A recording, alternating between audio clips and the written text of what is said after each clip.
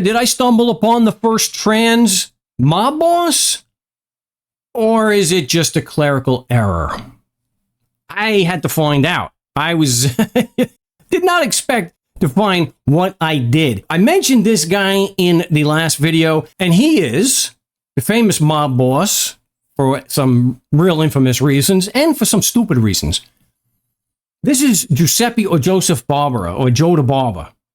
And I'll get into the stupid reasons. I do have him on my tree. It was quite a labor to get this guy on my tree because the other guys from Castiamarte to Golfo there in Sicily, they connected fairly quickly. And that's because they either went back to Genealogy or they went back to Carini. And it was a lot easier for me to connect. This guy's entire family that I can see as far back as, and I got pretty far back, a few hundred years, as far as I can say, that I can verify, they all were in Castiamarte de Golfo, and they didn't leave. But you notice here I have a Giuseppe Barbara right now, and they got the same year. Very, look, if you go to his Wikipedia page, this is where I start with the information, and you take it with a grain of salt. You got to verify it. So it does say August 9th, 1905, and it does give his parents as Giuseppe Barbara and Angela Galante. And I'm thinking, oh, Galante, that's going to be really, really easy for me to get on my tree and connect them to these other mafia guys. Galante is one of the most common names in Castiamarte de Golfo. And if you really want to drive yourself crazy, you know, it's hard enough just to say Castiamarte de Golfo. Try typing it fast, like 100 times. Because that's what I was able to having to do. Oh, you don't always have the auto fill in, and with something like Castiamarte de Golfo doing, yeah, that took some work. So why do I think this? What happened here? Well, going off of the Wikipedia page of August 9th, 1905, that's where I'm going to start. I got to verify that, and so I get into the records, and this is in the Family Search catalog for Castiamarte de Golfo. Wow. So it said August 9th, 1905. And so I go into the catalog, I look at the index, and this is the closest that I can get. This is August of 1905. And yes, for Castiamarte de Golfo, this is exceptionally good. I'm glad we got the records going back to 1600s. Really glad for that, but most of them are horrific condition. They're not nearly as good as Genealogy or Terracini. So anyway, I have August 5th here, so you come down, we know we've got 15 August 1905, and we've got Giuseppe Barbara. And I check, you've got the parents are Giuseppe and Angela Galante. So I've got the right parents, and they double down. It's right here as Giuseppe. And I checked all the records, the baptism records is a church record. I checked from 1894, the year after Giuseppe and Angela got married. And I checked all the way to 1910. I figured it's common to get the year wrong. So I checked, there wasn't another one. So I did temporarily put this Giuseppe Barbara.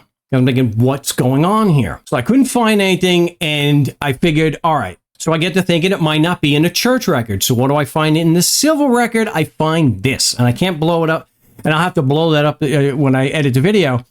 So you can see here it's actually Giuseppe Barbara. The father here is Giuseppe Barbara, and then you've got Angela Galante is the mother, and nice enough on these records, it gives the mother's father's name. So D'Antonino and Sua Moglie, I got the right guy. And the date is slightly off, and I won't, it's not a big deal. It is the 10th of August, 1905. So not that big a deal. See, it's not something I've never seen this before. At least one that I wasn't able, now you got to question so much. Typically with the Latin church records, you're getting the Latin form, so it's not going to say Giuseppe, it'll say Joseph, and so it's easy to tell. It's not like regular Italian names.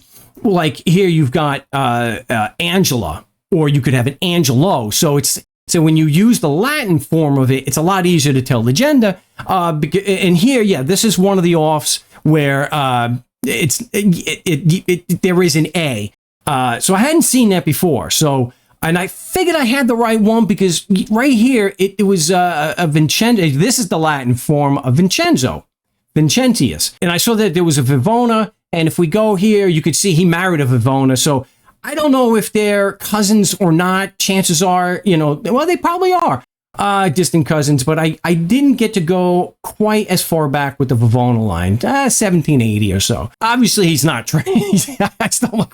I don't find it. This is another reason. This you gotta have, as if you gotta check more records. Here we have the luxury of having the civil records, so we can see that what we have here. This is obviously an error. This is just not correct. It's not. It's Joseph, not Josepha. So we do have a mistake here. So we're not always going to have the luxury of having multiple records that we can see it if there's a contradiction, and so we can discard thinking, well, it's actually Giuseppe is actually Giuseppa. So no, it's not the case here. And that's not the embarrassing thing that I was mentioning before, because he is a gangster, and and he's one of these guys that actually died in natural causes, which just like his boss Stefano Magaddino, he was a hitman, so he was pretty high up in the Magaddino, Buffalo, New York crime family, and so he started out as a hitman. This is a bad dude. This is not. I'm not trying to in any way lionize or make these out to be good guys. They're not. These are bad dudes. It's just interesting to see how they fit into my family tree. So he is on my family tree, not that closely related to me. So one of the embarrassing thing is, up until 1957, despite a lot of evidence for decades, the FBI, in particular, the head of the FBI, J. Edgar Hoover, for whatever reason, would not publicly acknowledge the existence of organized crime of the mafia, or La Cosa Nostra. But after what happened at the Barbara House in the Apalachin Commission meeting in 1957, upstate New York, somebody thought it would be a good idea to have dozens of mafia bosses from across the country as part of a commission. That it would be a good idea to have all these out-of-state plates at a place on an estate in upstate New York. Well, some local police saw that and they did a raid. And this has been fictionalized or used as part of so many movies. Lots of, well, let's just say there's been a lot of movies about this particular meeting, and some of the big bosses like Vito Genovese, Joe Bananas, I believe, was there, but wasn't. He may or may not have been caught, but there were dozens who were caught, and because of that, because of this insane amount of evidence, like look what you've got here. J. Edgar Hoover and the FBI could no longer deny that there was the existence of this criminal organization and that this commission, and that the so-called families, these criminal organizations, they were real. So sometimes the evidence has to get so high, but even kind of reminds me, I get to thinking of something that's happening right now in July of 2025, where regardless of all the evidence, regardless of all the admissions, all of a sudden, it's a nothing burger. Nothing here. There's nothing here. But anyway, he is on my tree, but very distantly related. It was really difficult to get him. This was one of the most difficult ones to get on my tree, because unlike the other gangsters from Castiglione di Golfo, which includes Salvador Manzaro and Joe Bananas, Stefano Magaddino, unlike them, his family, from what I've been able to show, I went back pretty far on the Barbara line and the Galante line. So you can see here, I went back to about 1740, 1730. They were all in Castiglione di Golfo. None of them went to Genesi, Torretta, or, Terracini or Carini. So it was a bit more, and I didn't find any close connections to other gangsters. So this took some work. This took some work. So if you want to help support the channel so I can do more videos more frequently like this, you can support me you can support the channel in the description. I have shirts which are really cool. So when you're going through stuff like this, it's like, yeah, can I find one normal person in his family? Or, hey, genealogy, I know where the bodies are buried. So this guy, if you're talking about where the bodies are buried, this guy, this is your guy. This guy would know where the bodies were buried. That one screw up, not necessarily by him, but he was probably involved with that.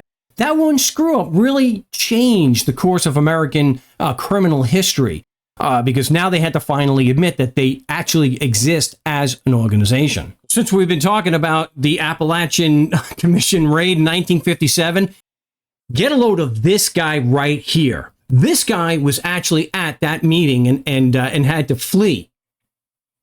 However, but unlike Joe Bonanno and Stefano Magaddino, and of course the subject of today's video, Giuseppe Barbara, this guy did not die of natural causes. This guy is actually one of the most infamous mafia bosses that I've done videos on. This guy was a real cold-blooded, psychopathic killer. And he will be the subject of the next video, and you'll have to wait to see, is this monster on my tree or not? Now go home and get your fucking shine box.